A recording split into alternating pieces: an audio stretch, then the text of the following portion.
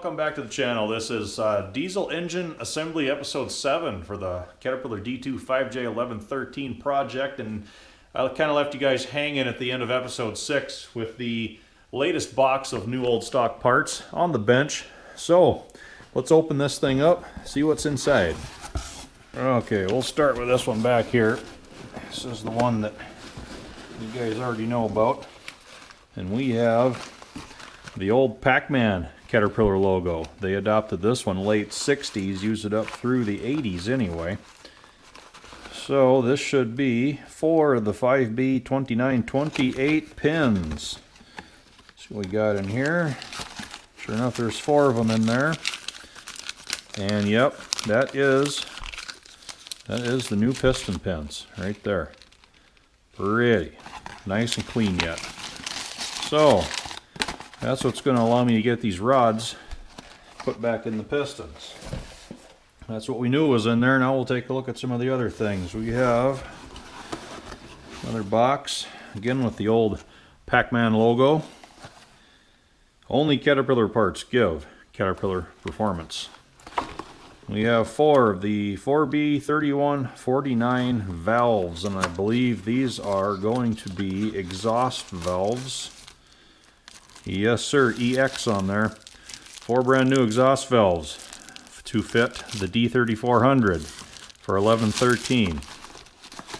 Got all wrapped up in plastic. So 4 brand new exhaust valves for the project. And we have, let's see if we can read this, 4B 3150 valve D2. These are going to be intakes. 2, 3, 4. Let's have a look. IN, yes sir. 4 new old stock intake valves for old 1113. So we should be pretty good in the valve department. Now we have this box inside of a box. This is what I'm particularly proud of here. This is kind of the holy grail for these old D2s. Very, very hard to find. Main clutch, bronze shift yoke collar, never been used. Even comes with new bolts and new fold over locks. It is extremely difficult to find these things brand new anymore, but I was able to source one, just this one. That's where you would that's where the oil drip feed goes in to feed that the piece that goes inside there for your clutch. This is what engages and disengages the main clutch on the machine. Very, very nice piece right here. When these things wear out, they are a bugger to have to build back up. Machine back true. Really happy to have found this. That's probably what I'm most proud of in this box. That is quite the piece right there. And last, down in the bottom, we've got a bunch of springs. These are steering clutch springs. New old stock. Outer spring, inner spring. Each steering clutch pack on a D2 has 6 of these things. And I should have, there's 4 or 5, and come on, 6. Oh, they got the Cosmoline on them. They're sticky, I can tell. There's 6 there, and there's 6 more inside the box yet. So that's a complete set of new inner and outer steering clutch springs for 1113. I know we had some steering clutch problems back there. One of them was sticking when we first hauled it home. I'll be going through all of that stuff back there fully when I'm finished with the engine. So that's the rundown of all the new old stock parts, or the latest shipment of new old stock parts that I've got for old 1113. So now that we got that out of the way, let's put these piston pins to good use, shall we? Okay, I've got all 4 piston pins unwrapped and cleaned. Really wasn't a lot to do on those. There's no Cosmoline or anything. Just made sure that they didn't have any dust or any kind of other surprises. And of course, we have all of the piston and rod assemblies prepped and ready to go. So one final little bit of business we need to address before we get to the assembly phase. You know, I always appreciate the people that leave comments on the channel. I've got one here from James Anderton. James says, biggest wrist pins I've ever seen, ...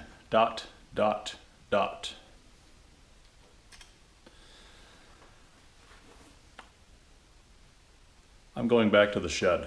One moment.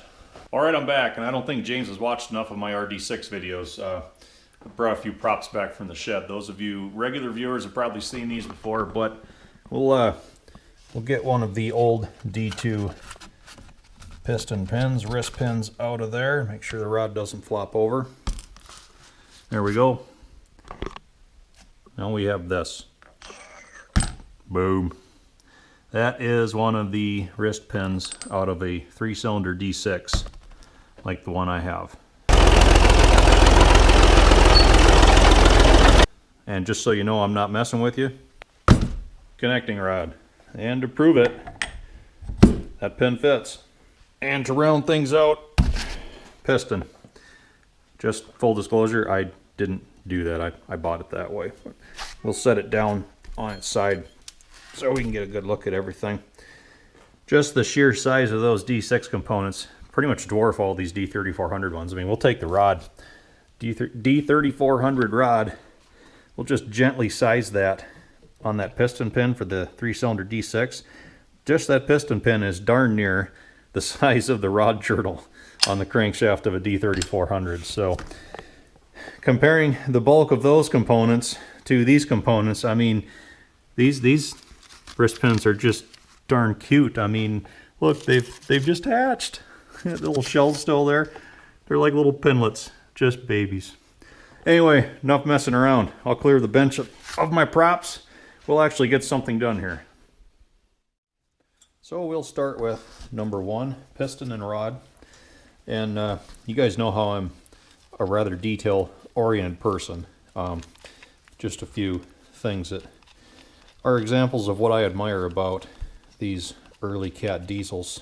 You take like the nuts for the connecting rod caps, and they are surface ground, finished ground on the bottom sides for a more precise fit against the cap. Just one of those things they didn't have to do, but they chose to. Remove the cap here, and we have this little locating dowel to make sure you can't put it on, you know, 180 off or anything. But even the bolts for the caps, we'll get this one out here, just have a look at it. They are actually ground, precision ground on the shank here. It's a bit oversized from about there to there to make it a more precise fit in the rod and in the cap. You can see these bolts have this little notch machined in them right there.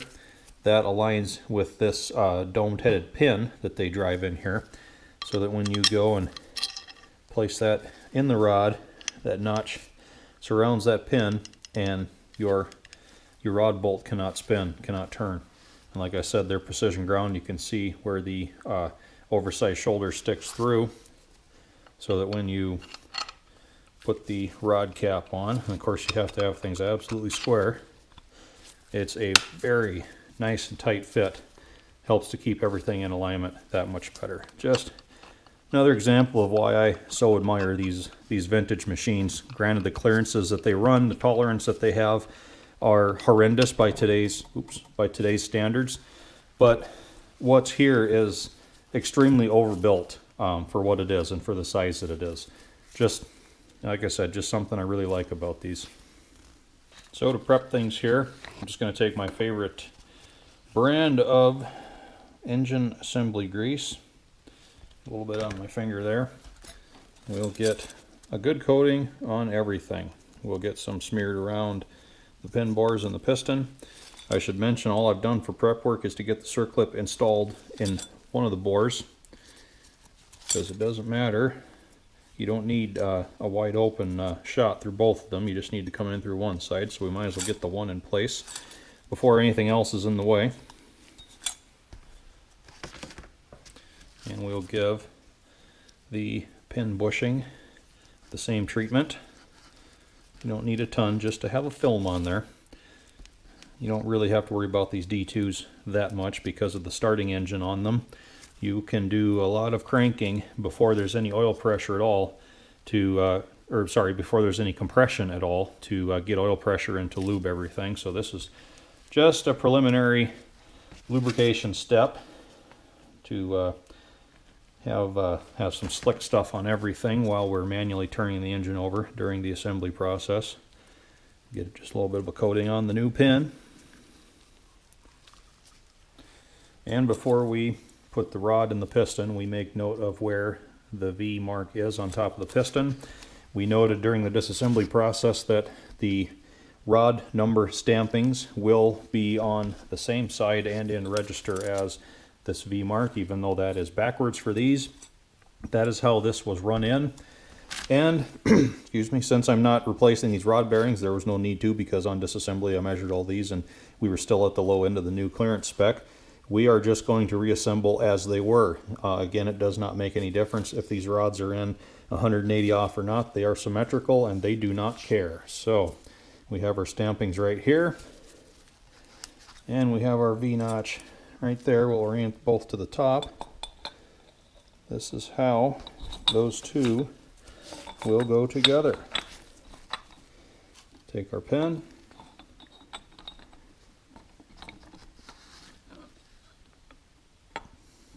trying to do this on the bench instead of the vise because you can get a much better view on the bench here. Pin is up against the circlip there, and I'll tell you what, it's nice. The measurements held true. There is no play in there.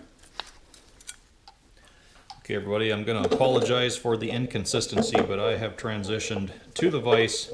This is normally how I do this job anyway. So all I have left to do is get this second circlip in on this other side, capture that piston pin, and we will have this unit assembled. And one thing I always like to do is orient the gaps of these circlips down. That's just something I've always done.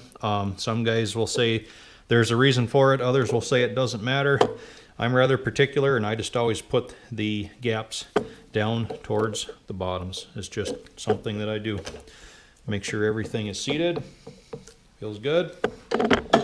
Number one assembly completed.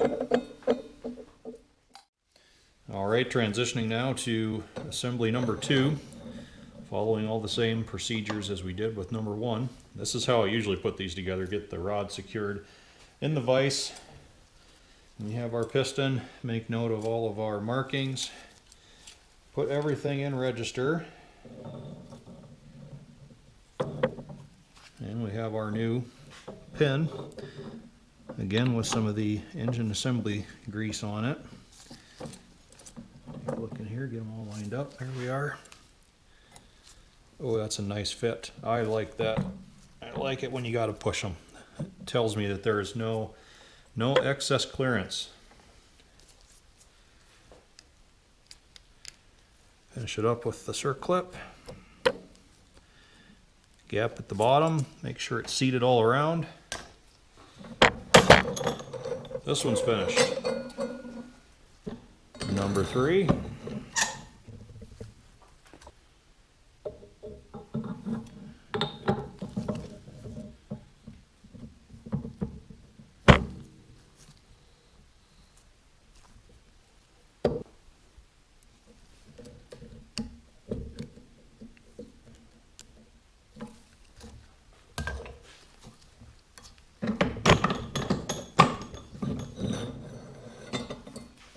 And finally, number 4.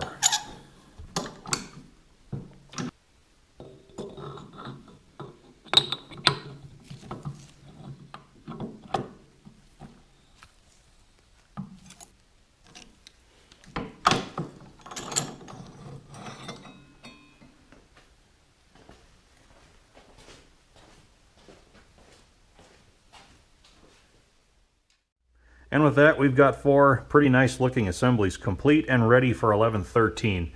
And of course this show off over here on the side. I do like the way, even with the torched off rod, he's still just as tall as the D3400s. That's just cool. And we have the 4 piston pins that I replaced, 2 of them with some corrosion and water staining. These are going to be hung on to. They're going to go down in the shack. These are now the good used. Ladies and gentlemen, that's why my sheds never seem to empty out that much. We just can't quite bring ourselves to throw away maybe still usable parts someday. But We have, like I said, a pretty good looking set here. We have some 1113 original parts. Actually, a lot of them are original to 1113. Piston number 1, piston number 4, all of the rods and rod bearings. And then we have, 1940s new old stock in the piston rings that I found. We have 1960s to 80s new old stock in the pins that I found, judging by the packaging. And we had some modern stock with some current Cat logo packaging on the oil controls. Nonetheless, that is the absolute best that I can do for Caterpillar D2, D3400 stuff in this day and age. And honestly, we are comfortably within spec with all this. I'm really, really happy with how that played out. So, I'm sorry these pistons and pins and rings and everything ended up being, 3 videos worth and a whole lot of boring specs and trial and error, but we were able to put together something that I feel pretty good about and is going to work. So, thanks for watching, everybody. Next up, I need to start fitting the crankshaft in that block. Hope to see you back for that. And one other thing I noticed, you can take the 3 3/4 piston out of a D3400 and fit it inside the fire crater of the big 5 3/4 bore D6 piston with room to spare. Nice.